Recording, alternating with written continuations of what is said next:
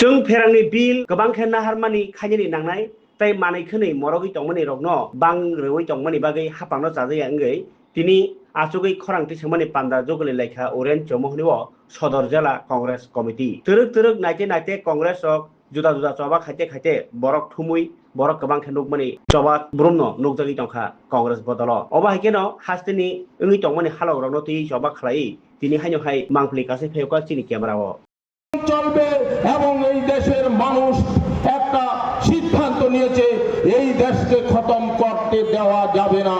দেশকে বাঁচানোর লক্ষ্যে দরকার হলে এই দেশের হাজার হাজার যুবক তৈরি হয়ে গেছে তাদের প্রাণ দিতে। তাদের পুলিশের কত AK-47 এর গুলি আছে আমরা যুব সমাজ দেখে নেব। আমরা আন্দোলন করতে তৈরি আছি। আমরা রাস্তায় নেমে সরকারের দুর্নীতির বিরুদ্ধে সমস্ত তথ্য জনসম্মুখে পাশ করব। এই সমস্ত তথ্য মানুষের কাছে তুলে ধরব।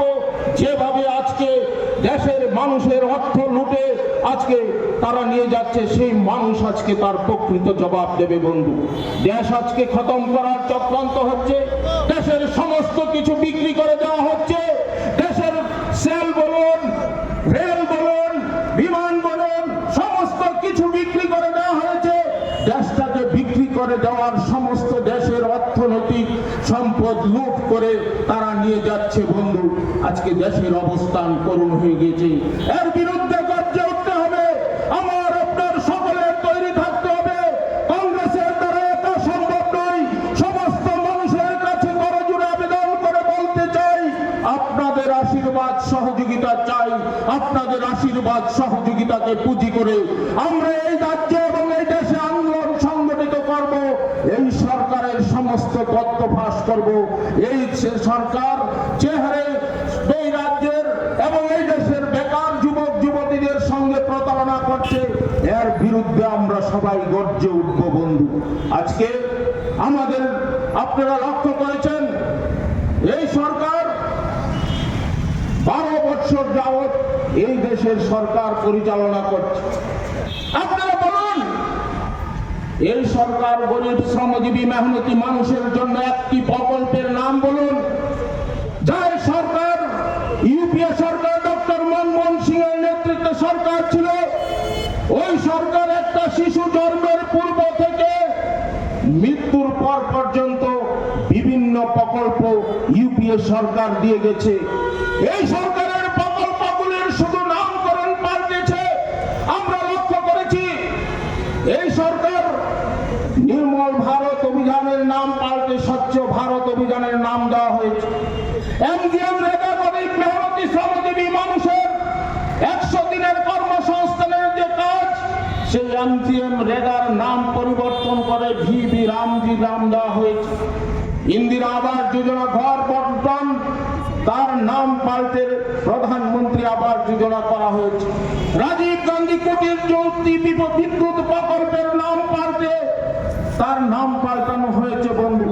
প্রত্যেকটি প্রকল্পের শুধু নাম পাল্টানো হয়েছে। রাস্তাগুলির শুধু নাম পাল্টানো হয়েছে। হসপিটালের নাম পাল্টানো হয়েছে। স্কুল কলেজের নাম পাল্টানো হয়েছে। নাম পাল্টানো ছাড়া তাদের কোনো কাজ নেই।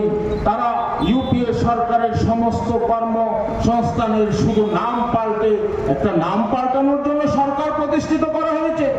আজকে দেশের প্রধানমন্ত্রী বিভিন্ন সময় বিভিন্ন কায়দা কানুন করে বিভিন্ন ভাবে নাটক করে আজকে উনি বলছেন ওনার মাকে নিয়ে নাকি ছাত্রছাত্রীরা গালি দিয়েছে। আরে দেশের প্রধানমন্ত্রীর একটা ভাষা থাকা উচিত। উনি ওনার মাকে নিয়ে গালি দেওয়ার পর ওনার মনে ব্যথা হয়েছে, কিন্তু উনি যখন প্রধানমন্ত্রী হয়ে ওই জাসরি গায় कांग्रेस की विधवा বিভিন্ন ভাষায় কুরুচিকর ভাবে মন্তব্য করেছেন, তখন ওনার ভাষা কোথায় ছিল? থেকে ওনাকে প্রশ্ন রাখতে চাই, একটা দেশের প্রধানমন্ত্রীর ভাষা কি এরকম হওয়া উচিত? আপনাদের কাছে সেই প্রশ্নটা ছুড়ে দিলাম বন্ধু। আজকে দেশের প্রধানমন্ত্রী হয়ে উনি যখন যা খুশি মনে হচ্ছে ওনার সেইভাবে উনি চলছে। আজকে দীর্ঘদিন ধরে মণিপুর চলছে, আজকে মণিপুর নিয়ে কথা বলার সময় নেই ওনার। আজকে উনি চারিদিকে যখন একটা বিভিন্ন ভাবে বিশৃঙ্খলা সৃষ্টি হচ্ছে, চারিদিকে যখন মানুষ বিভীষিকাময় পরিস্থিতির দিকে, দেশের প্রধানমন্ত্রী তখন বিদেশ ভ্রমণে মত্ত থাকেন। উনি দেশের মানুষের কথা চিন্তা করার ওনার সময় নেই। উনি দেশ চালাবেন কি করে বন্ধু? উনি দেশের প্রধানমন্ত্রী হয়ে যদি দেশের মানুষের কথা উনি চিন্তা না করেন, তাহলে দেশ কিভাবে এগোবে বন্ধু? আজকে দেশ অনেক পিছিয়ে গেছে বন্ধু। আমাদের প্রিয় নেতা রাহুল গান্ধী যে সমস্ত তথ্যগুলি অনেক পূর্বে থেকে বলেন, সেই সমস্ত তথ্য কিছুদিন পর ফলে যায় বন্ধু। কিছুদিন পর মানুষের জনসম্মুখে আসে, রাহুল গান্ধী যা বলে তাই হচ্ছে দেশের মধ্যে। আজকে এই দেশের অবস্থান এমন জায়গায় গিয়ে পৌঁছেছে, এই দেশকে রক্ষা করতে হলে এই সরকারকে যেন তেন প্রকারে এই সরকারকে দেশের মস্তক থেকে হটাতে হবে, না হলে দেশের মানুষ শান্তি পাবে না। দেশকে বাঁচাতে হলে এই সরকারকে ক্ষমতাচ্যুত করতে হবে বন্ধু। আমার আপনার সকলের আশীর্বাদ, সকলের সহযোগিতা, আপনাদের সকলের বুদ্ধি নিয়ে, সকলের সংগ্রামের আদর্শকে নিয়ে আমরা আন্দোলন জারি করব বন্ধু। আমাদেরকে সাহায্য সহযোগিতা, আমাদেরকে আশীর্বাদ করার জন্য আপনাদের কাছে করজোড়ে আবেদন করে বলতে চাই বন্ধু। একদিকে দেশের মূল্য বৃদ্ধি হচ্ছে, অন্যদিকে প্রতিনিয়ত পেট্রোলের মূল্য বৃদ্ধি হচ্ছে, ডিজেলের মূল্য বৃদ্ধি হচ্ছে, বাজারগুলি লাগামহীন হয়ে গেছে। আজকে বাজারগুলির মধ্যে নিয়ন্ত্রণের বাইরে চলে গেছে, মানুষ আজ অন্ধকারময় পরিস্থিতির দিকে চলে গেছে। দ্রব্যমূল্য বৃদ্ধি প্রতিনিয়ত হচ্ছে, মানুষ প্রতিবাদের ভাষা হারিয়ে ফেলেছে বন্ধু। আজকে মানুষ প্রতিবাদ করতে পারে না। যদি মানুষ প্রতিবাদ করে, তাহলে তাকে দেশদ্রোহী তকমা দিয়ে তাকে জেলে পুরে দেওয়া হয় বন্ধু।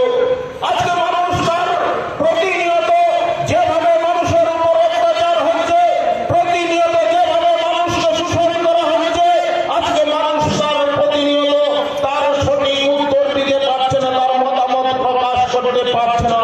আজকে মানুষ যদি সোশ্যাল মিডিয়ার মাধ্যমে তার প্রতিবাদের ভাষাকে প্রকাশ করতে যায়, এই সরকার তাকে মিথ্যা মামলা দিয়ে জেলে পুরে দেওয়া হচ্ছে। আজকে কোথায় আইনের শাসন বলুন? আপনারা লক্ষ্য করেছেন দিল্লির যন্তর মন্তরে ছাত্রছাত্রীরা যখন তার ন্যায্য দাবি নিয়ে আন্দোলন করেছিল, শিক্ষামন্ত্রীর পদত্যাগ দাবি করেছিল, দিল্লির যন্তর মন্তরের ছাত্রদেরকে পাকিস্তানি বলে আখ্যা দেওয়া হয়েছে, তাদেরকে দেশদ্রোহী বলা হয়েছে। আমরা নিজে গিয়েছি যন্তর মন্তরে, দেখেছি কত ছাত্র, কত ছাত্রী তারা তাদের প্রতিনিয়ত আন্দোলন জারি করে যাচ্ছিল। আজকে অনেক জায়গায় তারা তিরস্কার করে, আজকে তাদের সাংসদরা এই ছাত্র ছাত্রীদের উপর অশ্লীল ভাষায় তাদের গালাগাল দেওয়া হয়েছে। সেটা কোন দেশে বসবাস করছে বন্ধু? আজকে দেশে